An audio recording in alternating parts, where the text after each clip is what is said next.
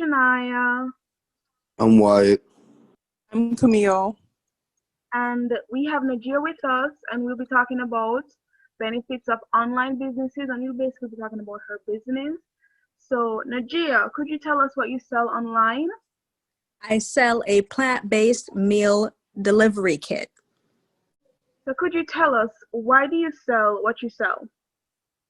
Well, I've been plant-based for about 10 years now, and I'm also a chef for about 5. So it made sense for me to combine the two and make money doing what I love. Why did you decide to bring your business online? Well, I'm a fairly new business, so I didn't have a physical location, which is kind of worked out to my benefit during this pandemic. There is no overhead for me to be paying rent or light or any of that kind of stuff, which is very expensive in a commercial space. Also, your biggest expense is always labor, so I don't have to worry about employees and paying them and all that kind of stuff. I'm fairly new, like I said, so that would have definitely taken a big chunk out of my money that I could just put back into my business and the food and all that. So Najia, since everything that you sell is online, I'm just curious as to how secure is your website? I have coding friends, and I've made sure that it's encrypted, and I don't use cookies, which takes your information. It's beneficial sometimes to know what you like and then have different ads pop up or whatever. But I know that it makes me feel like I can't trust a website, so I make sure that I don't have that, and all the security information that is secure. That's not sold to other websites like other companies do. So, what would you say are the advantages of being online? Are the disadvantages? I can see why there might be some disadvantages.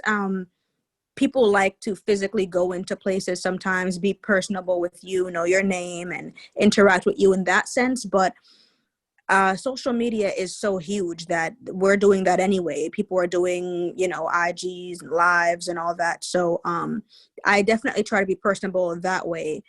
Since I don't have a physical location. And it's also free marketing. I mean, marketing used to take a ton of money before to get your name and face out there. Now it's basically free, where you can just set up an Instagram or a Facebook. And if you put in the work, it definitely is a lot, I think, more rewarding that way. Okay. So my last question is, because a lot of people want to go online, and that including myself, because I'm interested in real estate, and I don't know how that could be incorporated into the online world, but I definitely be interested. So what are your tips for people looking to go online, bringing their businesses online? A lot of people get excited and they want to just dive right in. Definitely do name searches. You don't want to have your name on one platform, but someone else took it in another platform. It might hurt, but find another name that can be more consistent on all platforms. People like brand recognition, and you don't want to have to explain to people, oh, no, it's different on Twitter, it's different on that. So that's important for consistency. And what about content? Yeah, content. Definitely, you have to be consistent with it. Do whatever you can maintain. Don't try to compete with people that can post 10 times a week. You're not there yet. No one wants 20 pictures a month and then 1 picture the next month. Do whatever you can maintain. Right now, I can do 1 or 2 posts a week, and my engagement is up. I'm making sure I'm going on other people's pages and I'm commenting and liking. You have to give what you would like to receive. Give everyone your socials where they can find you. Sure. So all of my social is 876. That's ATE, the number 7, and then the word 6, SIX. That's literally on all platforms, since we're talking about consistency. My website is up and running. It should be more consistent, as I talked about as well in the future. And definitely just promoting a nice plant-based, healthy lifestyle, and hope everybody else enjoys it. Najia, it was nice having you.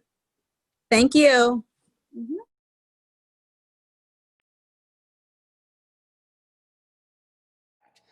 What is the internet made up of? What's the entire internet made up of? Well, my answer to that is content. Text, images, video, audio. That's really different types of content that the entire internet's made up of. Whether right now you go through your Facebook feed and you're seeing that post that your friend just made or the image that he posted of what he did last weekend, that's content. Just tell me your name and what your small business is. Okay, so I'm Dionne, and I own Amorti Fragrances, which is a fragrance company like made with like natural ingredients. So what made you want to like start a fragrance company? Basically, I have a collection in my house. I wonder why these perfumes have so much chemicals. Like, it's crazy. I don't know how these people do it actually. I wanted to like make a perfume that like had like less ingredients or less toxic ingredients. I searched up the internet for it, so it was kind of crazy. It was like 4 simple ingredients. In your own opinion, what do you think are the most difficult things you've come across running a business besides COVID? Okay, the most difficult things, I feel like, I don't know, running it. There's just building the website. You gotta like have all these other designs. That the designing part is easy, but just what you're planning to sell, the price. You gotta learn. I don't know how to like manage it. Running it is just really hard. And my last question is, what advice would you give to anybody who's thinking of starting their own business? Research. Do your research. Find like what you're passionate about and put it to good use. Plug your socials and whatever you need. Oh yeah.